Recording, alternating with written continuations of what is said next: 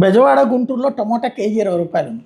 కానీ టమోటా రైతు మాత్రం ఇక్కడ కంట తడి పెడుతూనే ఉన్నాడు. ఈనాడే రాసుకొచ్చిన వార్త. టమోటా రైతులకు కన్నీళ్ళే మిగులుతున్నాయి.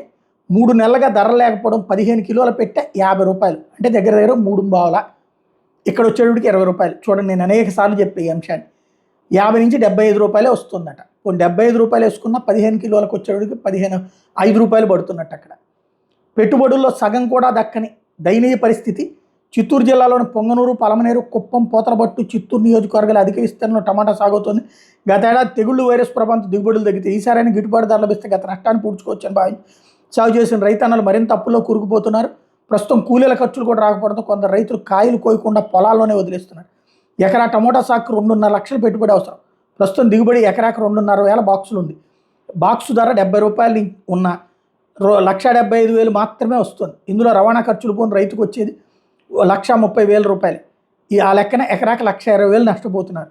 టమోటాని కిలో 15 రూపాయలు చొప్పున ప్రభుత్వం కొనుగోలు చేయాలని రైతులు కోరుతున్నారు.